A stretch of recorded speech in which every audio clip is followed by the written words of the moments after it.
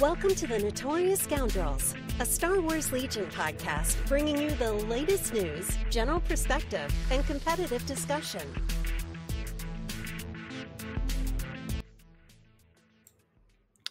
Welcome back to the Notorious Scoundrels podcast. I'm Kyle. I'm here with Mike and David and Zach. How you guys doing? Who wants to answer first? Well, I guess I will. How's it going, everybody? It's Zach here. I'm doing pretty good too. It's Sunday as opposed to Monday, so maybe, I don't know when we're releasing this, but maybe we'll do it a day early. Who knows? So maybe it's Monday as opposed to Tuesday, but I'm good. I'm a huge fan of the Sunday afternoon nap, so normally I'd be asleep during this time. Hopefully Sorry, it does guys. not affect the quality of my podcasting. I'll take full blame on this one. The wife's work schedule got in the way, so I really appreciate you guys recording with me on Sunday. Hey, it's just as good, man. And every day's the same right now anyway, so, you know. What is time's a time flat even? circle. Yeah. It's an abstraction. All right. So let's hit some housekeeping real quick. We have a bunch of new random things, some of it laser cut, some of it fancier than that. We got some patrons are getting some surge tokens. They are actual, like, when I say surge tokens, I mean it's like a green token that has a can of surge on it. So Brings me back. yeah. If you're, I know that there are many gamers that live on energy drinks at conventions. So if you do, those are for you. We have a new logo. So we have a silhouette with said logo on it, as well as victory point tokens.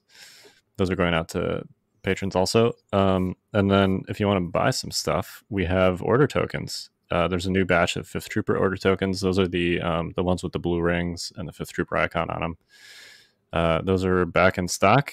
And then we're also doing a pre-sale on tokens with the Scoundrels logo on it, which is that blaster. They're red and white and or gray, and they look pretty awesome. So check those out. We also have bags and dice trays with the Scoundrels logo on them. Check them out, thefifthtrooper.com. Shipping sometime in June-ish. So, did I miss anything? No, that was a lot. I think we're in a really good spot. A lot of stuff, a lot of merch. Buy it. if you like swag, you know, can't play real games right now. So my swag is just accumulating in a closet. But My table has literally a pile of stuff, and I've had to explain to my wife like 10 times, like, I'm just leaving them there because I have nothing to do with them, and then I'll figure it out once we get back to playing at stores, I guess. yeah. And for those that were at various levels of Adepticon sign uppage, I know there's a better word for that. You got a giant box sometime this last week with your stuff in it. So I also have a giant box of Adepticon swag. I need to figure out what to do with. Have you opened it yet? I have. It's I have not like inventoried it yet. But let's just say that it's sufficiently large that it requires being inventoried. Yes, it is. Yeah. Mine came too, and it's a lot of stuff. Yeah. I don't know how you guys do this, man. I can only do one game. I can't do more, and because that comes with games and stuff, right? Dude, there's like a Flames of War core set. There were like 2 Marvel Crisis Protocol things in there. There was like a God Tear core set and like an expansion box for it. I'm sure like there was some other, like a lot of other stuff too. Like a lot of like individual blisters of like, you know, Space Marine Captain, and I don't know what the Space Marine equivalents are in Age of Sigmar, but that guy was in there too, I think. Oh, Stormcast. Yeah, one of those guys. So, among many, many various other things, Yeah, it was fantastic. And I would like to say, as long as we're talking about it, thank you to the Adepticon staff if you're listening to this, because, you know, I know that kind of proceeding with all of that felt a little bit above and beyond what they probably had to do. And I thank you. So, and I'm sure there was also some logistical difficulties just getting it all packed and shipped out. I'm sure some people did a lot of work doing that. So thank you, Adepticon staff. You guys are the coolest. And hopefully we won't be getting it in shipping next year because we'll be there hanging out. All right, let's move on to. So we actually did have a guest booked for today, but he was held up by an Imperial blockade. Or something. This is a little bit of an audible episode. We've got a couple topics today. We're going to talk about operations, which David's going to tell me what that is because I don't remember. And then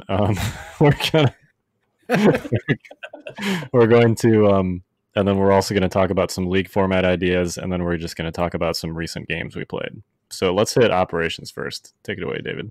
Well, I don't blame you, Kyle, for not remembering what operations are, because the last one that FFG released was in October of 2018. So it's been a while, but these are how to describe them. They are basically a set of additional special rules for your Legion games, and they were kind of envisioned as a league style tournament, or you could also run them on one day. It was kind of up to you. And heck, you didn't have to run them as a tournament. You could just take a friend of yours who plays Legion or any opponent and just say, hey, do you want to try this out?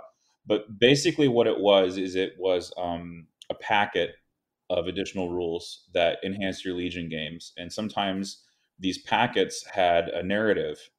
I think some of the more popular ones out of this, there was, of course, the Gathering Forces, which was the recruitment kit, and Silent Hail, which was also in the recruitment kit. These were both included if you went to like the launch event for the game. But originally, FFG had planned to release these on a quarterly basis, every so-called season of the organized play structure. This was under the old structure before Alex Watkins became the new director of organized play. Every season they would release these operations for people to use. And I think some of my favorites out of these were the Gathering Forces, like I mentioned, and then Blue Metal, which had before every game, it would have like a narrative prompt, and it would encourage you to read it aloud to sort of create an atmosphere, kind of more like closer to a role-playing game, like a Pathfinder setting. For example, if you were like the blue player, you would say, an abandoned mining facility lays at the far end of our position. We have received intel that enemy forces want to reopen its production. And so that kind of set the stage for a battle. And each of these battles, sometimes they used the objective cards included in your core set, but sometimes they had custom deployments and custom conditions that were not featured in the core set. So it sort of clued you in as to some additional possibilities with the game. And to me, when I was, first playing these, I was like, man, I would really like to experiment with making my own. But as I got deeper into the game, my focus really turned more to the competition aspects of it, and it kind of drifted away. But FFG, and in their games, I mean, maybe I'm wrong because my experience is kind of limited to X-Wing and Armada and now Legion. Their Star Wars games, anyway, they haven't fully embraced, I think, the narrative format. They've definitely done campaigns.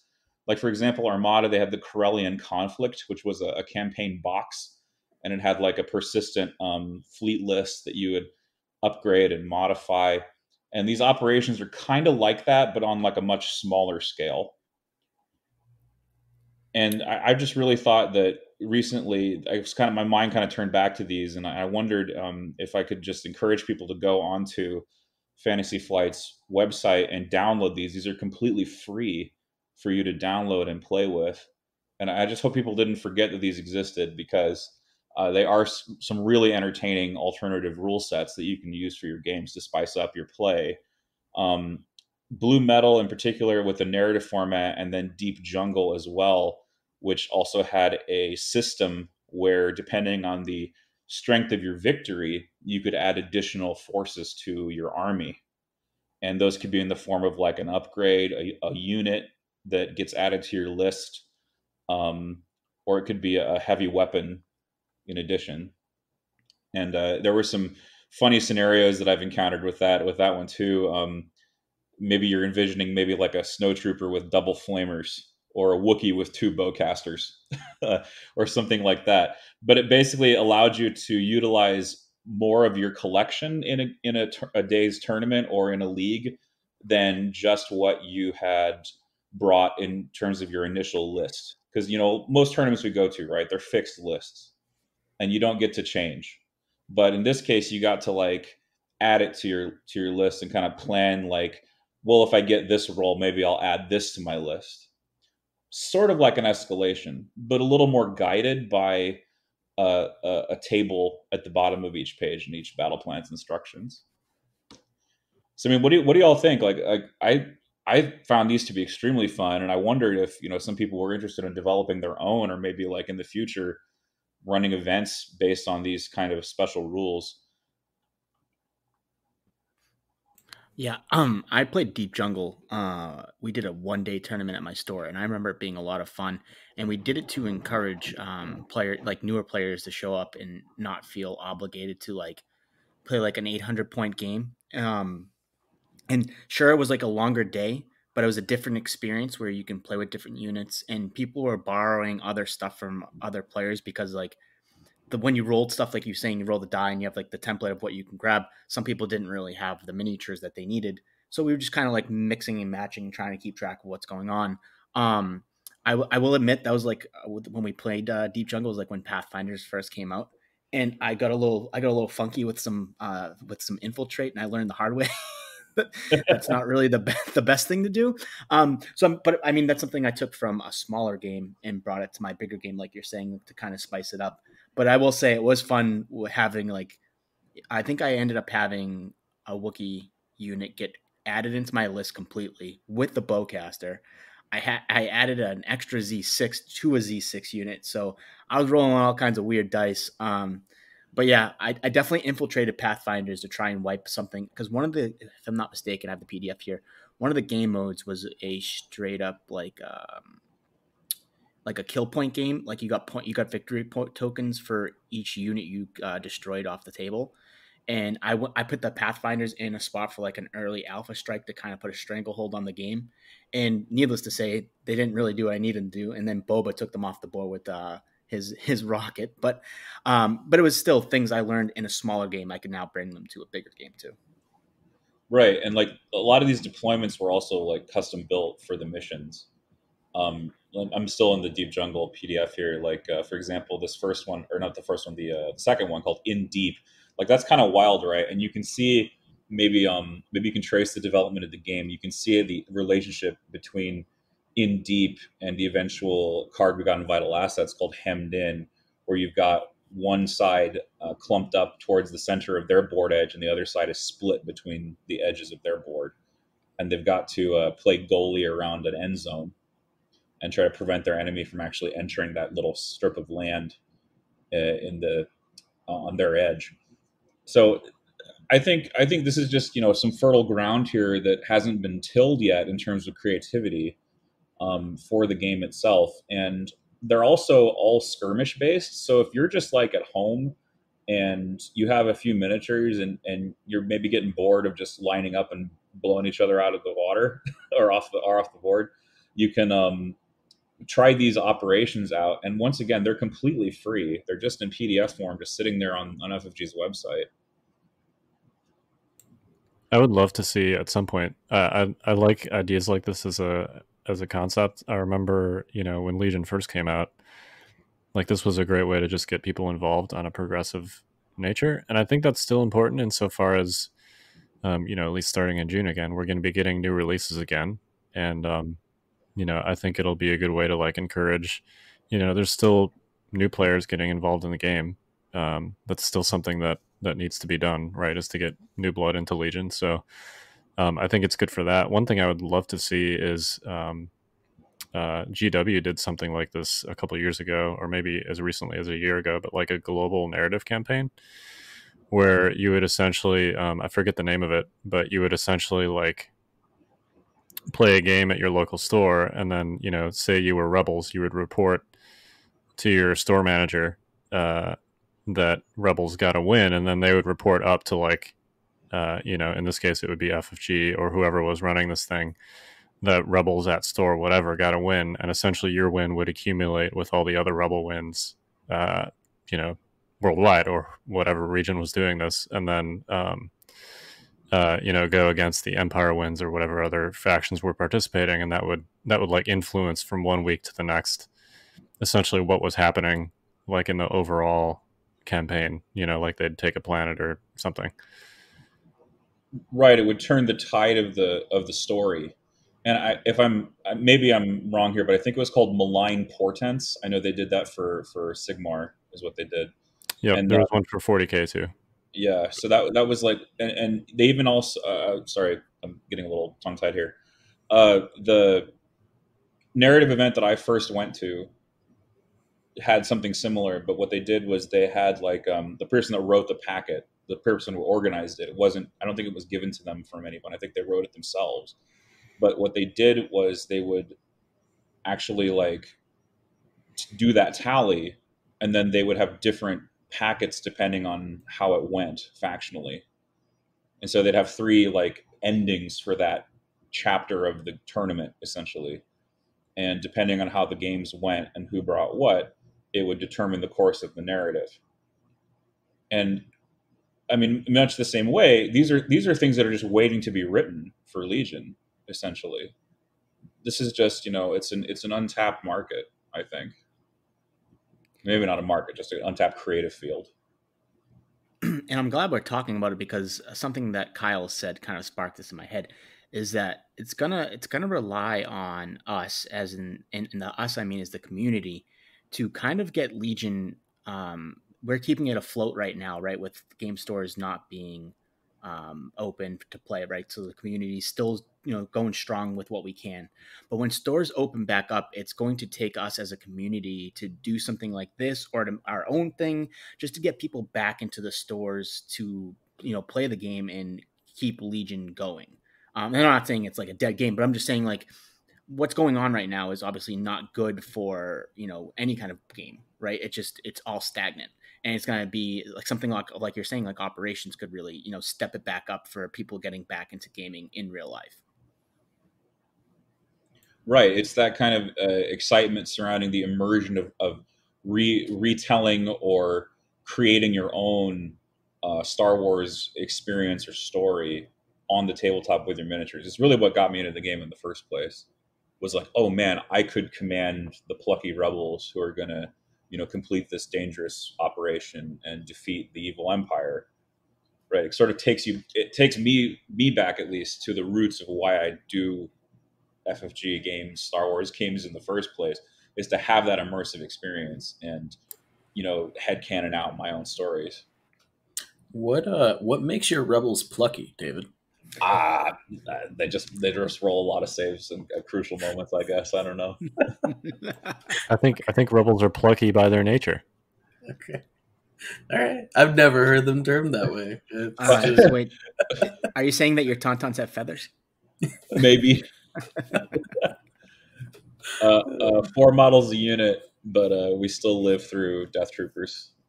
That's what makes them plucky. Dodge tokens are still good sometimes. They're good when you have nimble, right? Nimbles. They're good when you have nimble, and they're good when your opponent can't manufacture critical hits. That's true. Yeah, Death Troopers actually fit that description pretty well. All right, plucky rebel troopers. I'm expecting your Invader list names to include the word plucky. Okay. Yeah. That's good, because Plucky Duck also has the word plucky in his name, and I'm a big fan of Tiny Toons. So there you go. Yeah. You guys got any other operations thoughts? This is sort of tangential, but I would really encourage anybody who enjoys the kind of idea of operations and stuff to take a look at Imperial Assault. I know it's kind of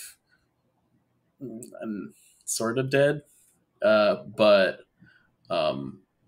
it's very, like, it does a lot of what you guys are talking about as far as like thematic, scenario driven narrative play goes. The campaign stuff's really neat. It's a different game, clearly, but, you know, a little tangential in that respect. Right. That's kind of where this gets its origin. Right. That's sort of where this originates. This idea of having the sort of scenario driven stuff. But I think we can recreate it in Legion with Legion's rules and Legion's scale as well. Because you still have your main characters, and you still have you just have a wider battlefield potentially. It's not, and it's also not it's not tile based. Yeah, right? no, I think IA is tile based, but Legion is a lot more freeform, and you can play around with terrain. You can do all sorts of interesting things. Did you guys ever play Mordheim way back in the day? Do you know what I'm talking about? I do. Heard of it, never played it. Okay, so it was essentially like, it was a Warhammer based skirmish game, but it was a similar, it was a smaller scale. Like you might have like 5 or 6 dudes, or 10 dudes, whatever. But essentially, it was like really leaned into the things persisting from one game to the next and creating like a narrative around your guys. Like your guys would gain experience, and you'd be able to give them skills. And if they got taken out of action during a fight, they'd get injuries. So you could have like your, pirate captain with a peg leg and one eye that, was still chugging along even though he'd been injured repeatedly, kind of a thing. So I'd love to see something like a Legion version of Mordheim where, you just have these persistent storylines that like kind of transfer from one game to the next. Yeah, so if you're listening and this inspires you, don't hold back your creativity. Yep, this is something the community could easily create. So yes, yeah. So do we have like Inspire 1 right now, Inspire 2, Inspire 4? Like, where are we at? Like, what level? My hope is at least Inspire 1. Okay. All right. Well, let's speaking of community things the community can do, let's move on to some league format ideas. This is slightly related, but maybe more like, I guess, tournament format ideas. Or if you wanted like a week to week kind of league. Zach, you want to take this one? Yeah, I mean, ironically, when I was starting up Invader League, I kind of had a league start up with my local scene that kind of tapered off because Invader League kind of took over my life at that point. But the idea behind it was you were open to any faction, and we set up a spreadsheet of all of our names, and you would have a home and away team, and it's all TTS based because of everything going on. So the home team could pick the map, and then the away team at the end of your match would be able to take a unit from your army and their opponent's army and essentially take that unit out from the entire tournament for the rest of the game. So like I played one game and I was the away team, and I decided to take away rebel troopers from my opponent, and I brought an 11 act clone list with a bark in it specifically so I could just take the bark out, and then that way I wouldn't lose arcs or phase 2s or Rex or anything like that. So I just threw this bark in there so I could just be like, all right, after this game, bark, you're gone. So it's interesting because like when you're building for a home game, you have to build differently because you're not taking away a unit. When you're building for an away game, you essentially like build your list where you're going to lose something in there and you're okay losing that, but you're also putting pressure on your opponent to make like a quote unquote like weird list because they need to be careful of how they build their list so you don't take something crucial like sniper strike teams or something like that.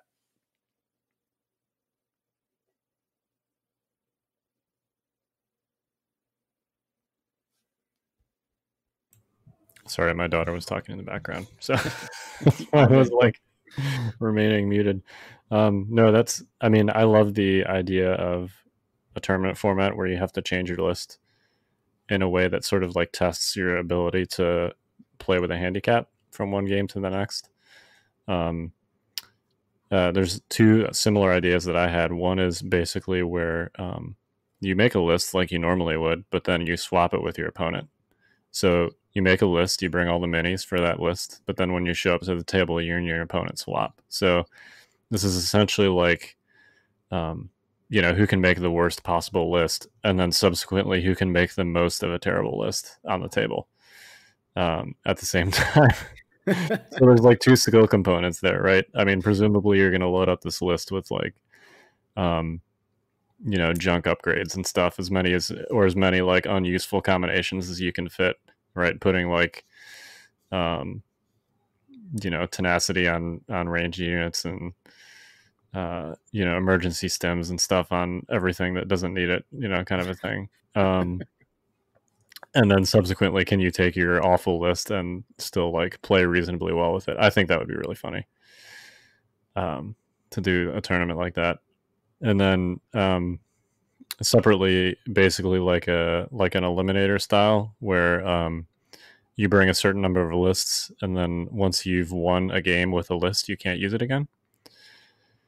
So like before your match, you can decide which list to use, but then once you've won with that list, you can't use it. And this would work better on TTS, where bringing up a list is just throwing a data disk in there.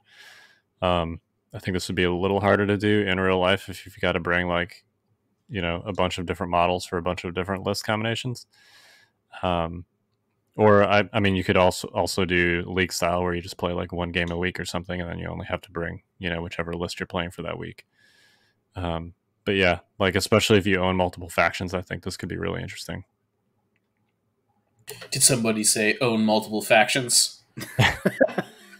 Yes, you are Mr. Own multiple factions. Yeah, I mean, I think that something like that could be really fun. There are like a billion different ways you could do it, and pretty much you can just, I don't know, throw whatever special rules in you want and run with it, right? Well, and David, Yavin Base was kind of a variant of this style where you're intentionally creating handicaps. Like it was. Do you want to talk about the format that Team League was this last season, real quick? Right. So in order to suppress one team, trying to crack the code and make a list that they'd run 5 copies of, we decided to limit the number of copies of certain units that you could take to 3 across your whole team. And so that created a situation where players had to organize who would take what, because they were limited to a certain quantity. So like if one rebel player really wanted to run 3 strike teams, that precluded all the other players from running 3 sniper strikes, not just, not all strike teams, but that's a special case. But basically the only unit that was uncapped was the basic infantry. So like rebel troopers, B1s, storms, and what's that other one? Phase 1s. The clones. What's that unit? Oh, phase 1. Oh, yeah, phase 1. Yeah, he's only seen phase 2s. He's only seen phase 2s recently. Yeah. So now, if you wanted to run phase 2s in that league, you'd have to limit yourself to 3 copies. So I guess there can only be 1 clone player. I don't know. It's just a funny thing. Yeah. But I mean, our troopers could benefit from that limitation as well, of course, and maybe that would encourage people to run full arcs, because full arcs are the bomb. And they should stop wasting their time running strikes, because full arcs are just utterly sick. But anyway, more to your point. Yeah, so we experimented with that because we wanted to break things up. And the Yavin-based Team League has this reputation of being an experimental sort of league, where we are looking at alternate formats, because it's kind of the off-season tournament for Invader, which is the serious, I put that in huge air quotes, the serious solo format, where people are trying to develop the best list, which is really ironic considering the number of Jyn Ursos that are currently being run. But yeah, I mean that's kind of what we were trying to accomplish with Team League, was experimenting with alternate formats, seeing what it did, because restrictions are interesting things. They do limit you, but they also inspire you to get creative, because you suddenly have this adversity that you have to overcome. And honestly, like, having a restriction can make your decision making easier. I'm sure you've heard of a concept called the paralysis of choice, where if you have so many choices, you freeze up and you don't know what to pick. And so by having that limiter, it makes things a little bit easier. And so I think alternate league formats are a place where that's just a general benefit. You don't have to worry about the full gamut. I actually think that that's like a really interesting kind of thought process to talk about generally. It's why I hate playing droids because you get to like sometimes when you go to your bag and like pick out a token, like you just like the choice is made for you, right? But when everything's face up on the table, you're like, I have to make a choice, and it's like if I make the wrong one, it's just like it's objectively wrong. I made a bad play, and that feels like way worse than pulling a random token out of the bag and being like, oh, I guess it's Luke, like, and so I don't know. I just thought that was interesting about what you said in that, like, sometimes it's just a lot easier not to have to make a choice and let something determine it for you. All I got out of that was that you don't like perfect order control. I mean, don't get me wrong. Perfect order control is really nice. I just like it makes the game more stressful because the onus is on you to make the right choices. I don't know. I prefer a game where we're both playing one pips and it's sloppy and messy, and sometimes you have to make a suboptimal choice because you ripped something out of your bag that was untimely. All I can think of in this situation is I played a Hans 0-pip card attempting to pull a core unit, and I got the 1 in 10 for R2D2 or something stupid like that. That's all I can think of.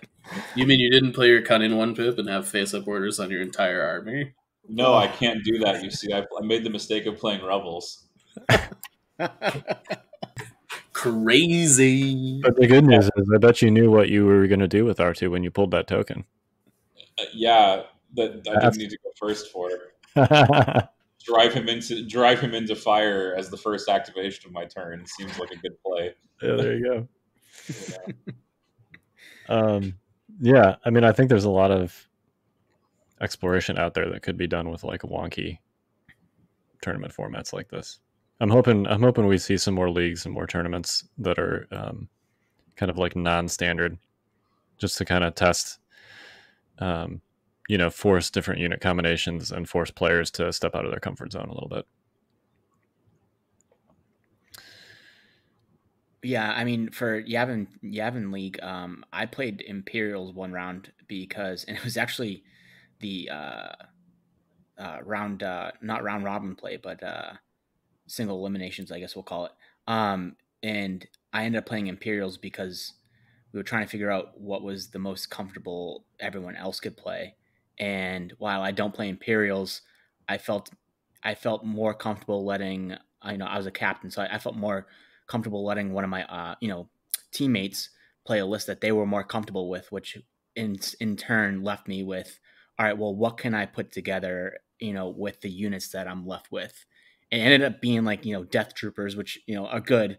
I ran into an ATSD, which was not good, on a map that wasn't good. But it was still, to bring that to the point is that it's fun to try and, even when you're trying to build a list, it's also fun trying to manage it as a team together as well, because you're trying to figure out the ins and outs of who's playing what and where. So it's just a different take on the game, which is awesome.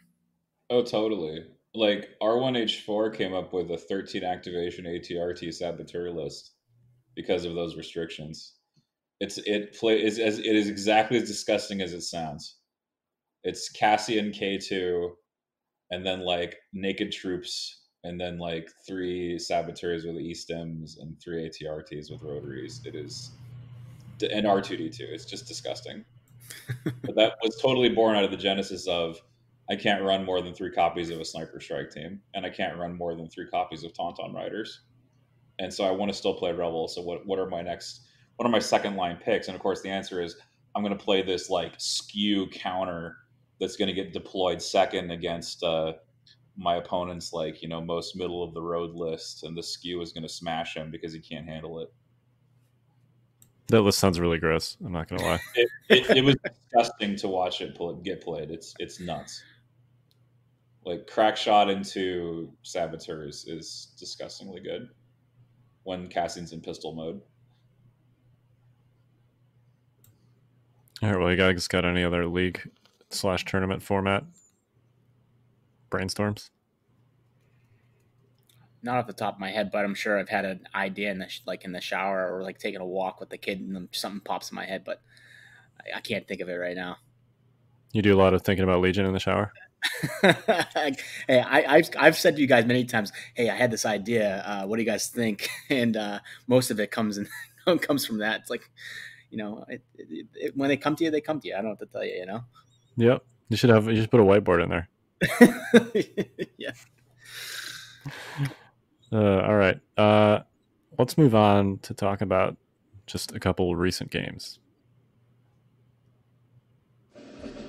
Get ready for advanced tactics.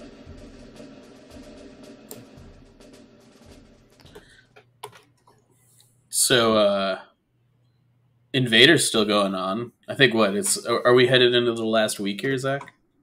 Yeah, it is going to end on Friday, June 5th.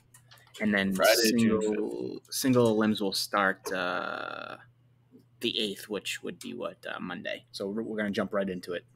Sick. So I've got 4 of 5 games done now. I wild carded this weekend into I had to set Padme and Rex aside, unfortunately. Well, I should say I had to set Padme aside. Who can set Rex aside?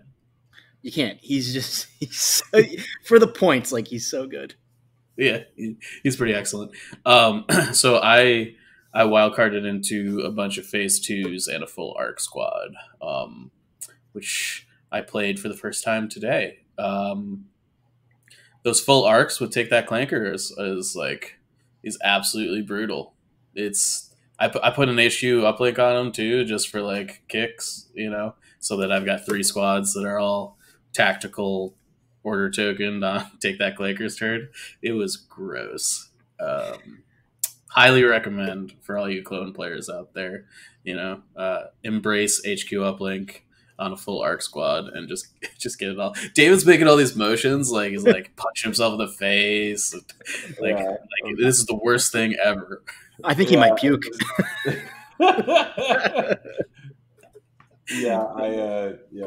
Just don't get me started. Our troopers, I hate them. I hate him, man. I hate him. So did you go for like the range 4 with them, or did you get into range 3 for the Take That Clankers?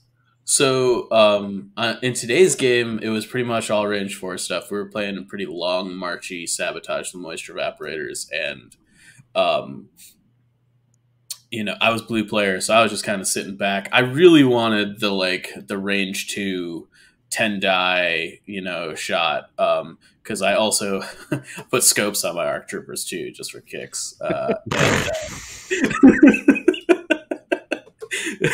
Which funnily enough, came up later in the game when my opponent's Dooku dive bombed my arc troopers, rolled 4 hits, only killed 1 because he had to give up a point of pierce to take away impervious, and then I proceeded to just whomp him 3 times in a row with arc trooper melee attacks with 20 aim tokens, and Dooku died. just getting the crap beat out of him by fists. Okay, riddle me this, and I don't know the math. This is me being bad. Kyle, is Makashi actually worth taking away impervious, knowing that you are going to make them roll another die that they could fail? That's a really good point. I was curious about that today when it came up. I was like, Makashi can get rid of impervious, but I'm going to be honest with you, I don't know the math on whether that's. Yeah, I might actually just take the pierce too, because the end result has a higher ceiling, right? Yeah. So if it swings. Well, it doesn't really. Okay. So the short answer is if your target is a surging impervious, so Boba Fett or arc troopers with sufficient surge tokens lying around, you want to use Makashi. If it is Grievous and he doesn't have any surges or dodge tokens, so it's just a 50-50 block blank impervious, it's basically a wash with a slight lean towards you might want to keep the pierce, or rather you might want to just keep pierce 2 and not use Makashi, but using Makashi is still more reliable. So I think generally speaking, at least my preference is to just always use Makashi. But if you're attacking, arcs or BXs without surge tokens or, Grievous without surge tokens or a dodge, you could make the case to not use Makashi. But statistically, it's still better, against like a Boba Fett, to use it to cancel the impervious. There we go. Well, there you go. We learned something today. Stat of the day. We need like a stat of the day drop. I'm sure I can come up with something. Yeah. New but segment, yes. let's go. It was a fun game. A lot of aim tokens. Crazy aim token sharing. I think aim token sharing is crazier than standby sharing. That's my hot take for the day. I've had this conversation actually a lot this week. It feels like maybe because I played a couple games, but it's kind of hard to pinpoint which one is worse, I guess. But I play clones, so I have fun doing it. So I guess I have a skewed take on it. But yeah, I mean, yeah, it feels bad because you're given more rerolls, right? And then like standby is like the one attack. It's like one attack, and maybe sometimes with the Z it could be a blank, right? Yeah. Or something like that. Or then if you have like a stack of aims, you're just re-rolling. And when you have scopes, you're really re-rolling, right? Yeah. My opponent on like just about every turn was like, man, I just guess you get to line and wait like 3 times this turn. And I was like, yeah, that's how it's going to go. So anyways, that was how my wild card and my Invader games went. David, I know that you're kind of on the bubble right now. What's going on, man? Yeah, so I am on the bubble. I brought a really degenerate list, which is a 12 activation triple Tauntaun Sabine list, because I thought it was going to give me a really good chance to advance, and it has been doing that. I just made the mistake of losing to someone who is also 4-1 if I end with 4 victories, and so I have to win my last game with the 3 VP spread to get out of my group. It's a high bar. You basically have to either table them or force a concession somehow, or just score more points. So I'm gonna have to go for like the high scoring objectives, like intercept, possibly breakthrough, because I have R2D2, and R2D2 is worth 2 on breakthrough, so that's super helpful. But I know that I'll have the bid because I'm still at 11. I lost my game in part because my opponent wildcarded to a 14-point bid and forced me to play an objective that I didn't really want to play, which was key positions. And it turns out that complete the mission on turn 6 is godlike. So that's the one that's where Jin gives 3 face-up troopers suppression and panic immunity. And so on the final round of the game, it's insanely good. Like, you will always get to the objective because you're immune to suppression on those troopers that need to score. So, and I lost because he did exactly the right play. He body blocked the key position with 2 ATRTs, and my troopers had to take 2 difficult moves to get on the objective and couldn't because they were suppressed. So rip me. Oh yeah, an ATRT icing R2D2 in one shot with 4 criticals through cover didn't help either. Yeah. 4 criticals through cover? That's not something that happens very often. Speaking of 4 criticals, yeah, for real. So my most recent game was against Aesop, aka Jace. He's playing. He's one of the clone players in our group. That was actually last Friday, but we didn't talk about it last week. So it was a super fun game. If you want to watch it, it was a very classic CIS versus clones matchup, and you can catch it on David's channel, Yavin Base. And there was a play where Grievous, he did his charge in there, spin the sabers, kill nobody thing, and then he got shot by everything, which turned out to be okay, which I'll get into in a second. But I think it was like the last activation of the turn, or maybe the second to last one. Grievous still had 4 wounds left, and Jace had just a 2-man arc strike team, just threw 4 dice at him, the range 2 shot, and rolled 3 natural crits and a surge, which of course is a crit with and then I rolled 4 blanks. So Grievous died. No, you can't see this, but David has his head face down on his table because he just doesn't want to relive this arc nightmare into Grievous. I think Kyle's more okay with this than David is. I mean, ask Luke Cook. ARC stands for always roll crits. Yeah, that's what it means. That was without any aims, I think. Yeah, that was ended up natty. spending the tactical aim on lethal. It was one of those moments. I mean, you could tell, like, sometimes you just take a crazy roll and you feel bad yourself because it's so ridiculous. Like, I could tell Jace when he was like, I guess I'll spend the aim on lethal. It's one of those moments. Hey, to be fair, Jace is Canadian. They're way nicer than us, all right? Oh, he was super nice. It was a super fun, congenial game.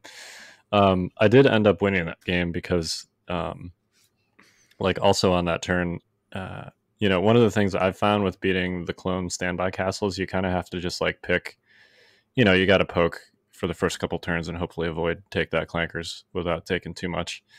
But then you kind of just got to pick a turn and like dive in there, with whether it's Grievous or Dooku. And then at the same time, you have to be within, a move shoot range 3 with all your B1s. So that while they're focused on Grievous or Dooku, you can, while they're shooting your red die save guy, you can be shooting their clones with all of your B1s, which is kind of what happened. He spent basically an entire turn shooting Grievous, and then I moved up and shot with all my B1s. So as he was murdering Grievous, I was murdering clones. And there were a couple swingy moments where he rolled like, it was like 2 or 3 shots past cover on clones, and then he'd roll like all blanks. After, the first couple turns, like, and then the saber swing totally missed on Grievous also. There's a bunch of blocks. So it was just like one of those super swingy where, the first half of the game, it's like all blocks, and the second half of the game, it's like all blanks. But yeah, I ended up body blocking the KP via a 7-man B1 squad melee, which turned out to be the difference on the last turn. So, yeah, it was super tight. But yeah, and Jace is going to advance. Also, he's 4-1 now, so he's going to be the second player from our group to advance. So, hopefully, I can avoid him because he's good. So yeah, we'll see. Yeah, there's going to be a lot of clones in elims, I think. Oh man, it's they're the most on a percentage basis the most represented so far. So yeah, and droids are the least. Yeah, which I don't really get, but yeah, I don't get that either. We'll have at some point we'll have Bushman on so we can dissect that a little more granularly. That's not a word, in granular detail. But yeah, that somebody was going through all like the who at this point with a week left is guaranteed an elim spot, and clones had the highest of X number of clone players, certain percentage of them made elims, and then droids had the lowest. So I think it was only 5 of 25 droid players in the US groups. Oh, well, there's 2 guaranteed out of EU group, like 3. So, because that was the 5 CIS 1 Empire. So I guess that will bump the numbers up a little bit. Yeah, one would hope, right? Yeah, I hope the guy immediately wildcarded to Ion Snows or something dumb like that. Why wildcard? Why don't I just start with like full Ion Snows or Flamer Snows? Just ride the wave. Well. Yeah. Yeah. I mean, for me, I'm not playing in Invader League, but I played 3 games this week. Every time I went to go paint, I was like, I'm gonna play a game instead. So while there was nothing on the line for those games, as like the 3 of you guys have, but I played against an interesting 10-act Kenobi list on Scarif, and all of his weapons were critical. So I think he brought 3 DC-15s and a mortar. So he's basically trying to outrange me. But we played KP, and I want to say major offensive. And I don't know if you're listening and you're familiar with Scarif. There's like a building kind of near the bridge on Scarif that like I got in a good position to kind of just stay behind it and pop out and just continually take shots. And it was just too hard for my opponent to kind of overtake that KP. My other game was against Cirillo, which I'm not going to go into too much detail with because we're going to write a battle report for the blog about. But I will give you one tidbit: is I tilted the scales round 2 when I one-shot his Cassian off the board, and it kind of turned the game on its head. But we'll go into more detail on the blog on that one. It's going to be a good read, I hope. Awesome. I'm looking forward to that. Is that this week? It's not due till June 11th, but I think both of us are working on it. So, I mean, we can go early if we want to. But I don't know what we have on the docket on the blog. But we're going to try and write it from my perspective and his perspective and just put it together into two different sections. So that way it's kind of like you can kind of go through how my mind was operating and how his mind was operating during the game, which I think would be an interesting, dissection of a game. Yeah, I'm looking forward to it. All right. Well, that was recent games. Any final thoughts? Anything to plug for you guys? A final thought for me is Supply Drop might be one of the most fun condition cards, but it is going to be a headache when it comes to competitive play, I think. So are you plugging the card itself? Supply I'm Drop? just plugging. I had so much fun. I played it 2 out of my 3 games this week, and I just had a blast playing it. And then at the same time, I'm like, oh, sorry, I got back to capsules twice. I'm just sad that Tauntaun riders can't pick those things up. Oh man! You shut your dirty mouth. Tauntaun rider with the grapnel harpoon. Heck yeah.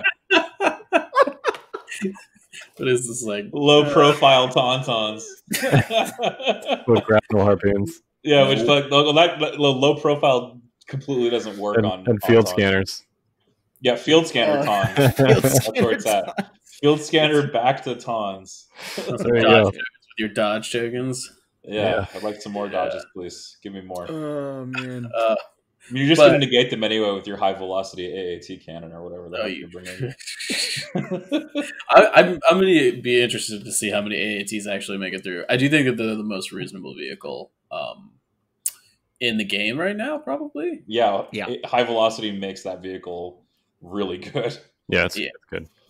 It was the most represented heavy. We talked about this last week, but it was the most represented heavy by a lot in round robin. So I think that's because a lot of the lists were taken too. But yeah, there were a couple that had 2. A couple crazy people with 2. Yeah. Yeah. I ordered mine. I'm super looking forward to painting it. I'm gonna airbrush that bad boy. Try and I'm do sure it'll be beautiful. Here, guys. It Here, looks guys, okay. Look at this crappy model I painted. It's so terrible. It's only like masterclass. What's the GW guys level? What are the special? Oh man, I haven't opened. I don't know what it is, but I've never painted anything that's remotely close to whatever that is. Whatever. I did meet the guy. There's a guy local to us that did some of the models in the old Dark Angels Codex. I met him playing a Legion game. He's like, I'm that guy. I'm like, wow, can I have your autograph? It's heavy metal, isn't it? Yeah, that's heavy metal. Yeah, the dude was like the heavy metal Dark Angels guy back in the day. I'm like, wow. Anyway, yeah. All right. So I'm super looking forward to that AAT. That's my final thought. Twitch streams. We got Dash's TV and Yavin Base this week. We're kind of winding down for Invader games, at least for round robin, but I'm sure they're going to be starting up again once we. Is there a bracket reveal show this time, Zach? Do you know? How's that working? I don't know. I haven't even thought about it. So maybe I should try and swindle a deal this week with someone to do something. I wasn't planning on it, but what do you mean swindle a deal? I thought I had a monopoly on you. All right, Dash is just signed a contract. He has the bracket reveal show whenever he wants it. There you go. No, you should do something because that's. I mean, it was. Yeah, no, it's a good idea.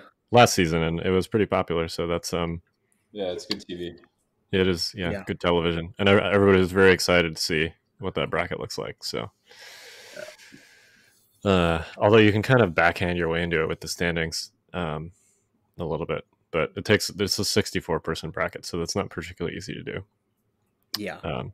So yeah, that'll be, at least whether it's via show or via website update or what, that'll be on Saturday. Are you going to do challenge this time so people can do like March Madness style bracket picks? Yeah, I actually was already thinking in my head who I need to contact for some prize support, and then we'll set that up on the challenge again. It's been what we did that started 2 seasons ago, so this will be the 3rd season we've done it. It's such a good like little like extra thing to do on top of everything that we've done. So we're definitely going to continue that trend. Yep, awesome. All right. Well, next week we'll hopefully have our special guest on. Looking forward to that. And we are the Notorious Scoundrels. I'm Kyle. I'm Mike. I'm David. And I'm Zach. Stay fresh, cheese bags. Ban aim tokens. Ban take that clankers.